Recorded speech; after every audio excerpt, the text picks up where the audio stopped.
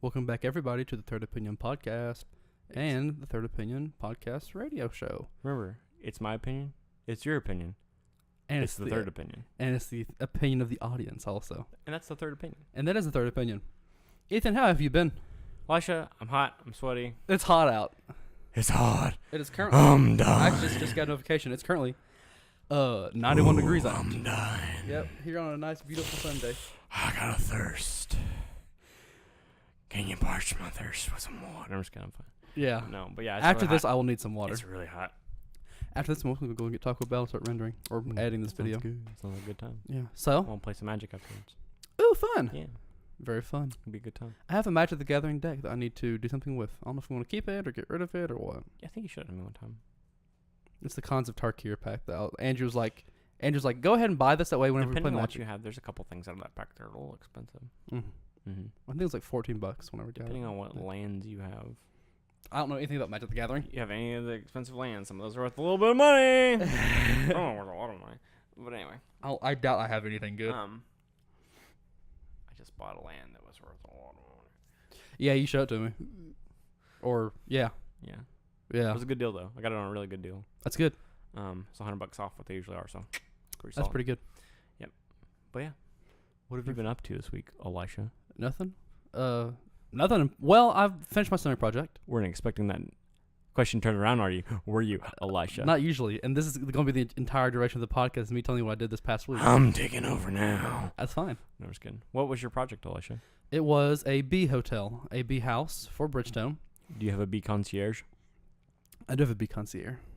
Do they be happy to stay in it? Well, probably. They're not there yet. I don't know when they're going to get there.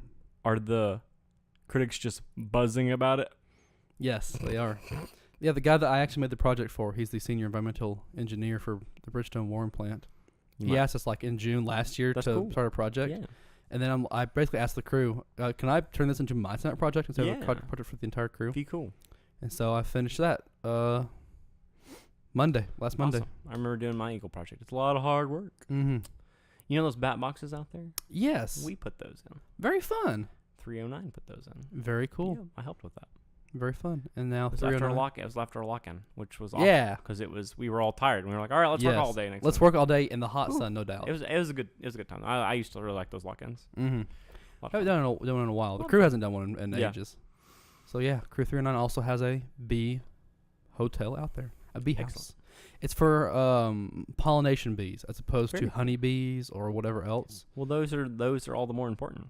Not that honeybees aren't important. Exactly, yeah. But pollination bees help everything. Especially for what the project Bridgestone wants to do is they have 700 acres. That nice little there's actually the hiking trail out there. One of my college roommate actually put up the trail markers out there. Very fun. Don't know if they're still out there. So assume they are. I don't know if they are either. I mean they're tacked on trees, so they're out there somewhere unless the trees are down. But they probably are. But yeah, we helped. I mean the trail was obviously already there. Yeah. But we helped clear out parts of it and put up some trail markers. Very fun. Cool. So what my project is short term going to do is provide a home for pollination bees. I don't know exactly what type they're going to be. I think they were like leaf cutter maybe. It's wild to me how many actually different types of bees there are. There's a lot, but they're bringing them, and then the medium term. So they're bringing them in. Yes. Interesting. They're Tennessee native.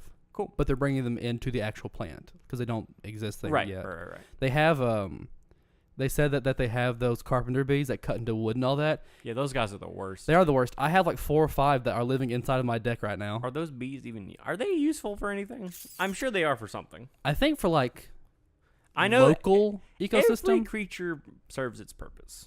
To an extent, yeah. But besides bed bugs, those are the worst. Besides bed bugs and besides mosquitoes. Mosquitoes are they're just kind of pests. They are pests. They don't really serve an ecological purpose And I guess anymore. that's why they have it as bug and pest control. Yes. Because there's a difference. There is a difference, like roaches are just kind of... but they serve they're kind of a cleanup crew kind of thing, so... To an extent, yeah. They serve a bit of a purpose. Outside of a home, yeah. Even if they are nasty boys. Yeah. So mid-range for what my project is going to do is start the process at the Bridgestone Warren plant in Morrison. What it's going to do is actually like start other bees It's like moving into the area. Yes, and then they're going to like, make more hey, bees and make more bees and add more bees. There's and more dudes houses. here. We should move in there too. Pretty much, yeah. And then once they introduce like one thing, it's going to start the project for other things. Cool. And then long term, what's going to do is restore the natural land to be prairie. Because Tennessee, before people moved in, was like all hill and prairie land. And there's only a couple area, like I think it's less than 100 acres total in Tennessee, where it's like what it was before settlers moved in. Well, yeah. Like Tennessee did not have that many trees. The only area you would run into trees is like the mountains and the hills and like the forests and all that. But they were in specific areas. Yeah. Like Gatlinburg is pretty well similar to what it was. It was more of hills, but once you get into like Fall Creek Falls or whatever, all the waterfalls. Yeah. The water slides. And it was Tennessee was like a large majority. bear that's built into the. Yeah, Tennessee was like a majority of just hills and prairie land, like grasslands. Yeah. Which you can't really find that much anymore. No, not really. Because trees are very useful to build stuff with. They are. Wood's great. Yep. So what that project is doing is probably close to the end of my lifetime, start introducing prairie land back into the 700 acres at Bridgestone. Which is interesting. Yeah, it's pretty neat. I mean, it's good for the environment, but it just makes you wonder, like, what's the... Is it going to help anything? You know what I mean? That actually is a good question. So, will it help anything? I don't know. But it'll be nice to have the area there. It will be nice. They're trying to turn it into a conservation. They already have a conservation area at Bridgestone. Absolutely. But they're trying to turn it back to the way it was, which is before people moved in. Yeah, it's very cool. Important. Yep. That's a very good question. And I'm pretty sure... I always wonder what the impact of that, like, obviously it's great that they're doing it. Yeah. I'm not questioning that. Yeah, and it's also very weird. You know what I mean? Once you talk like long term, it's really weird that like I'm the very first person to like start that. Really? Yeah. If it turns out good, if the actual the Bridgestone people are like, we approve this project, it looks great, we want more of them. I mean, who knows? In 100 years, Bridgestone may be gone. Who knows? There's no way to know. You never know. We have no way of telling. Yeah. Obviously, we hope that doesn't happen. I hope so too. You know, I hope everything they're doing succeeds, and I hope they continue to be, very successful in business. Me too. I think that's very interesting to think about. But it's just interesting stuff to think about. It is very interesting. It is interesting. It is quite interesting. Is it interesting? It's very interesting. I think it's very interesting. So, before you got here to my house this day, I asked you if you had any good blaster that you wanted to part with. I did. I had quite a few. You had quite a few good blasters. Parted their ways. I don't have time for it. So you don't have time for it, especially the modding aspect. Yeah. The modding aspect requires a lot of patience and a lot of time. Big time commitment. Yeah, it does. And so you parted with a lot of blasters. About half of them, which felt good. About 5. About half a box. But and then a lot of magazines, which I am definitely after. No, those are really handy. The more the better. Honestly, Nerf should just sell like a 10 box of these for like $50. I know that they wouldn't. It'd be like they'd never like would. $100. Probably. For like, you probably get a couple of them, but I don't know. I think I would buy in this fictional world a 10 box of 12 magazines for $100. An assorted magazine. I mean, you can definitely do that on eBay. That would be interesting. Those lots are usually pretty popular. But yeah, I just love those 12 magazines. It's like the perfect size. Yeah, I like the bananas myself. The turnaround banana mags. I'm a big fan of those. But yeah, so I bought a bunch of blaster off you. Absolutely. Very fun, since you're no longer going to be in the Nerf Hitman game with us. No. Very sad. Too busy. Busy boy. Too busy. Searching for jobs, trying to go back to school, all that kind of stuff. Very fun. It's hard to find time for extra things as such as you do. It is. You're grown. It's hard growing up. Growing up is hard to do. It is. As that song says. It is hard to do. But as you do. And that's what you got to do sometimes. Exactly. But it is. Sometimes you just spend a decent chunk of change on some Nerf blasters. Yep. And sometimes you just realize you need to get rid of them. And I'm currently solidifying my position by buying a bunch of Nerf blasters. As you do. But some of the other stuff that I know I'm never going to use, like that big fully auto one that I have, I'm going to sell it and never use it. Those modded are great. They are. But you got to put them work. I'm just not going to use it. No. Even modded, I don't think I would use it. They're like cream of the crop modded. Yeah. They're super good. I think you can buy for like $75. I think so. I know the old ones. They're really popular. I'm probably sell mine for half, maybe. Really popular. Might do that. Real popular in the modern communities. Yeah. So yeah, New box of Aqua Strikes. Yeah. 200 Good stuff. box of Aqua Strikes. So tons of stuff. Good stuff. Excited to make more Nerf videos. Indeed. I think we're at like 12 eliminations, 12 kills. I think. Pretty good. That was the last one. And then I got Trevor. Yep. Shortly after that. So went to the Renaissance Fair yesterday. How was the Good Renaissance Fair time. yesterday? Good time. I haven't been like 2 or 3 years. I went the past 3 years, I guess. Robert and I went with Sammy and Brennan. Mm-hmm. And we all had a good time. Very fun. I had a big old turkey leg. That's good. I had a turkey leg and they're called Jester chips. Just like little fried potatoes. Yeah. Loaded, of course. Got cheese, a little bacon, and some chives. Great stuff. Taters. He had a chicken on a stick. Robert had a cold chicken wrap. Fun. And Sammy had some, like a bourbon chicken on rice. It looked really good. They always have great food at Renaissance It looked Fair. super good. It was real expensive. Yes. But it was really good. It is very expensive. We saw several shows. The shows are always a great time. They are very fun. They're so talented. They're so funny. They are. I tell you what, my favorite ones was there's this guy. I think it's Daniel, Duke of Danger. Yeah. And he's newer the past couple of years, but because he wasn't there 2 years ago. Yes, which is when I last went. Or he wasn't there 3 years ago, but he was there last year. So I think last year may have been his first year. With the one that comes to ours at least. Yes. And he does like fire juggling and like knife. I think he did like knife throwing or something. Yeah. And then he did like balancing feats and things like that. And they're like really dumb jokes, that he tells. The dumb jokes are like the best part, honestly. They are, and there's like that's my favorite part because like every act at the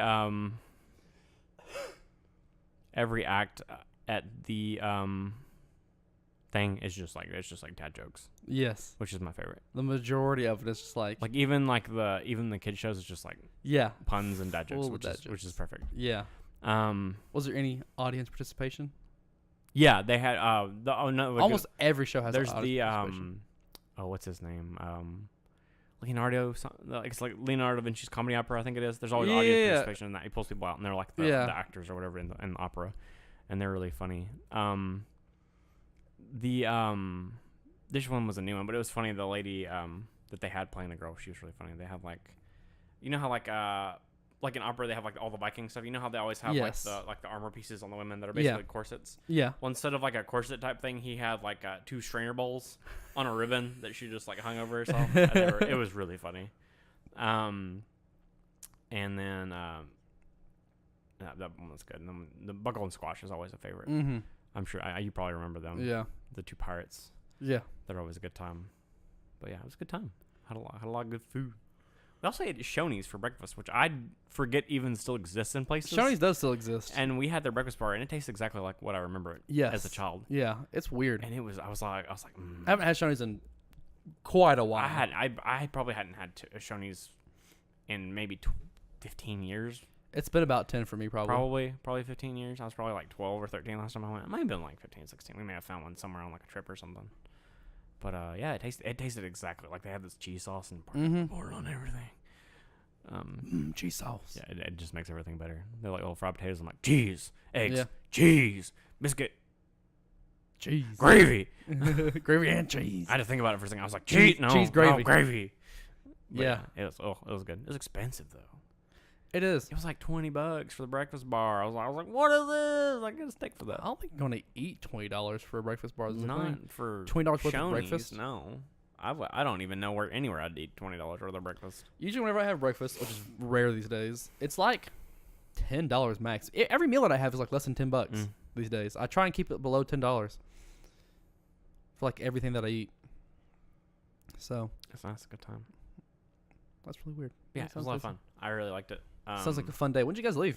Like 8 or 9? We actually left like it was a little bit before 7. Whoo! Mamma mia.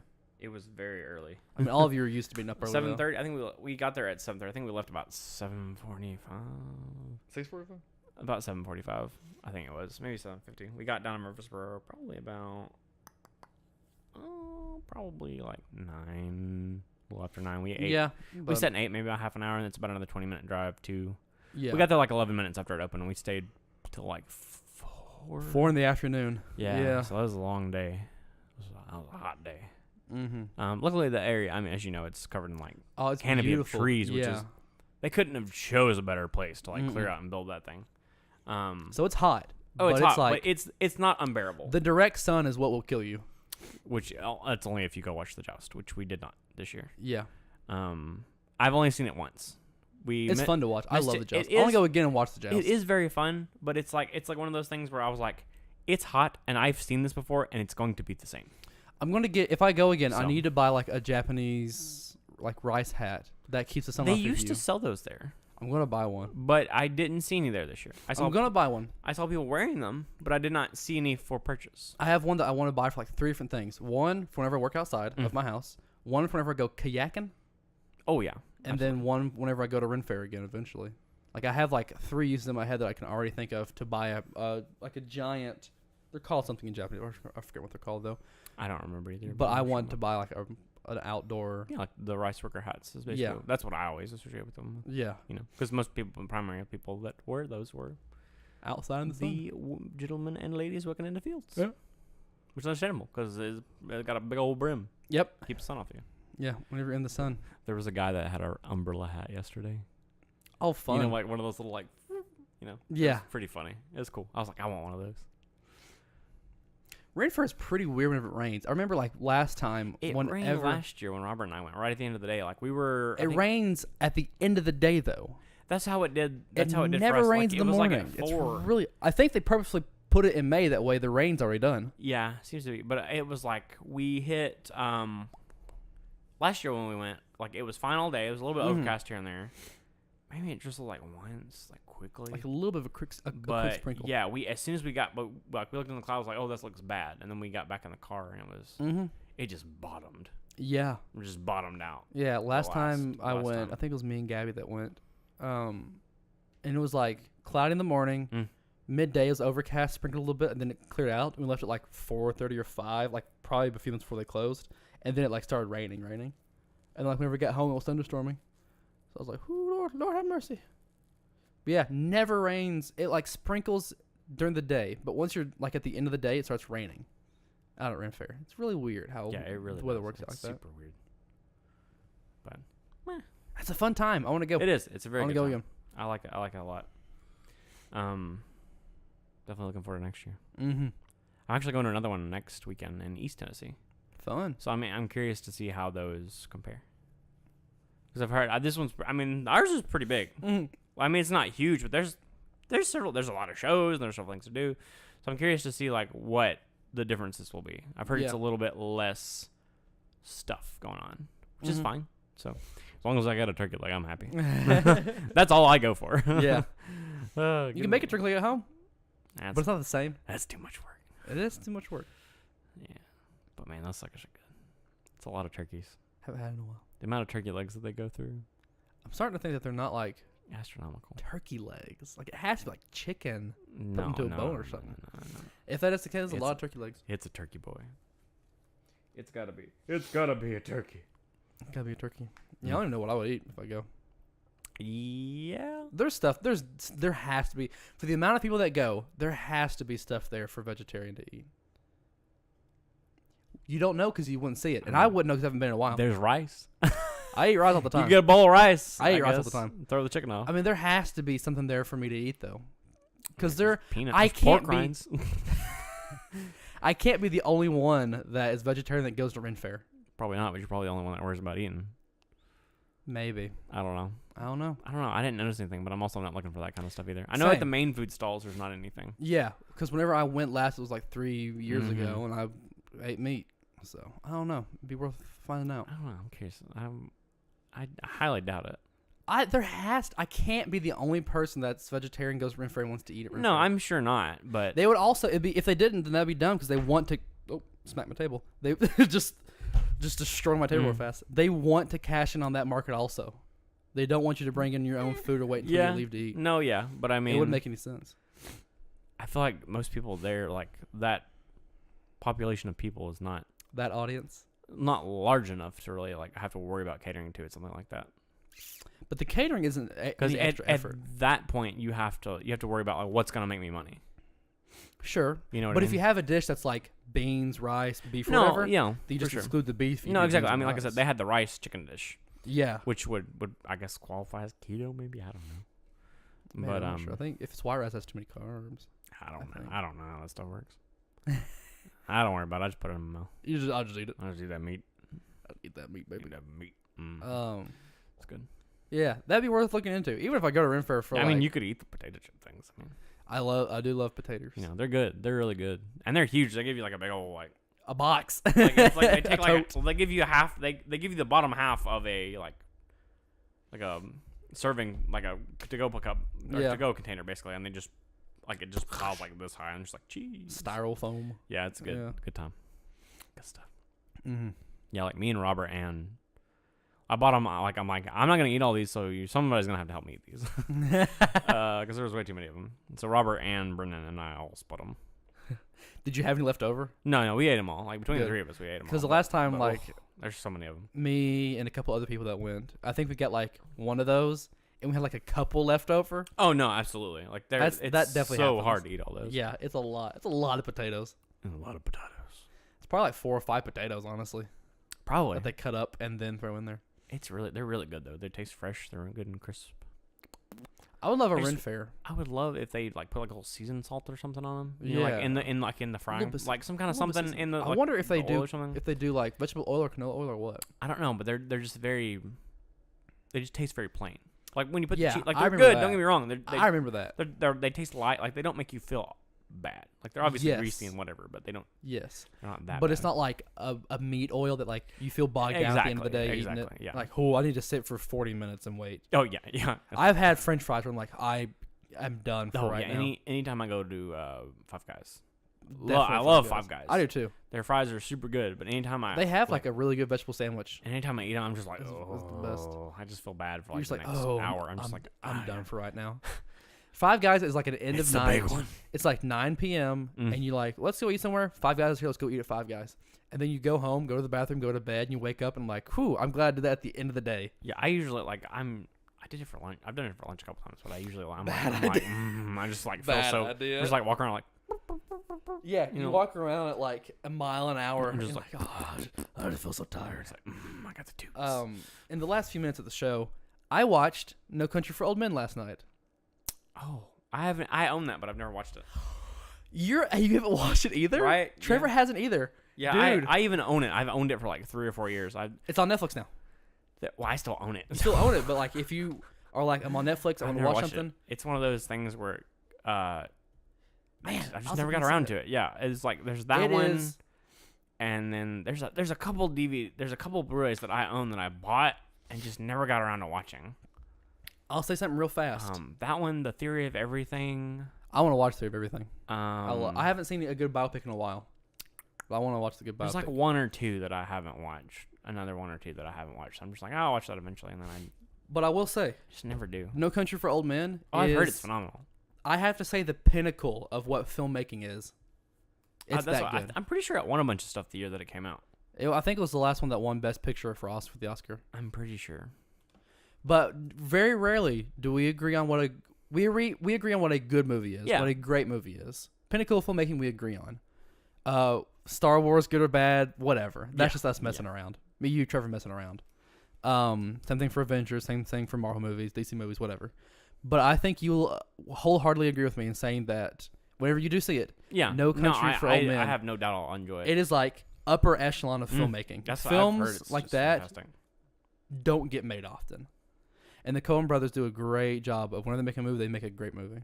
They do. So I forgot that was one of theirs. And they made Fargo also. Have you watched and I have Fargo on their Blu-ray. Netflix movie? What is it? I have it. The Ballad of something. It's on Netflix. I need to watch it. It's good. I liked it. I need to watch it. It's like a bunch of little Western shorts. Yeah. I think it's something Scruggs. Ballad of something Scruggs. Ballad of Earl Scruggs? No, Earl Scruggs is a bluegrass player. A real-life bluegrass player. It's the Ballad. That'd be fun, though. Let me look at that real quick. Look it up. It's fun. I enjoyed it. It's got like a bunch of little... I also assume you haven't had time to watch The Five Venoms. I have not yet. So I want to get... Funny enough, I started watching a really funny Canadian series that a friend of mine turned me on to. Letterkenny?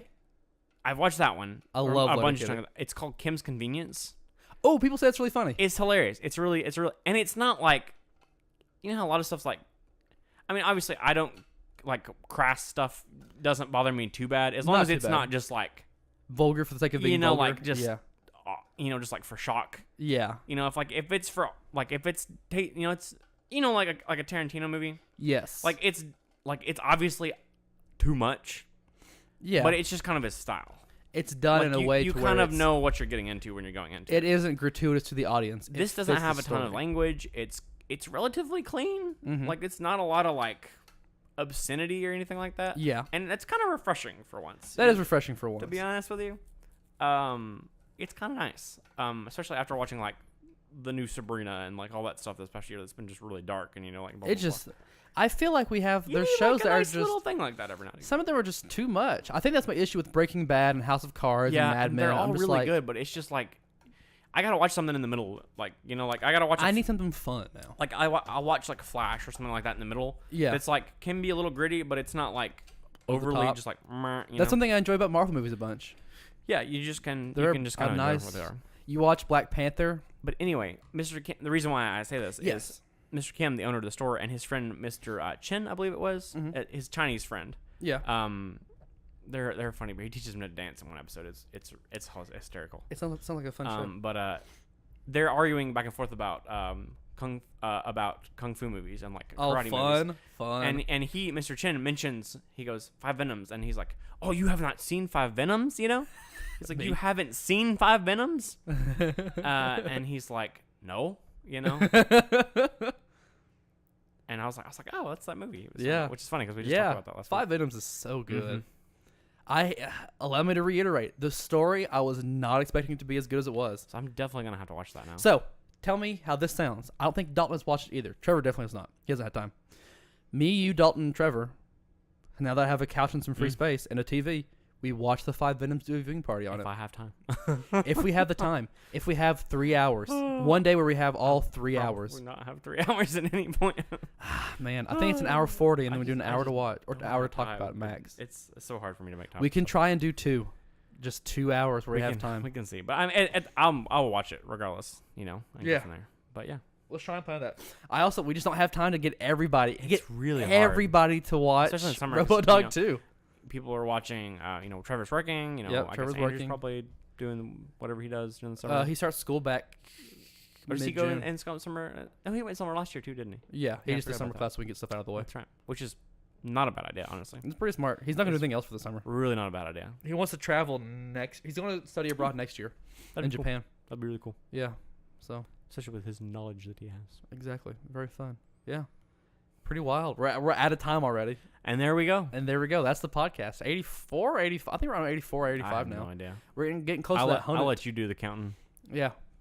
Round August, we'll get to 100. Mm-hmm. Try and plan something fun for that. Yeah. Maybe do it outside of Summer Liquors. That'd be hilarious. That'd be really funny. That'd be funny. Anyway, thank you guys so much for listening and watching. If you're on YouTube, go to our YouTube channel, Third Opinion Media.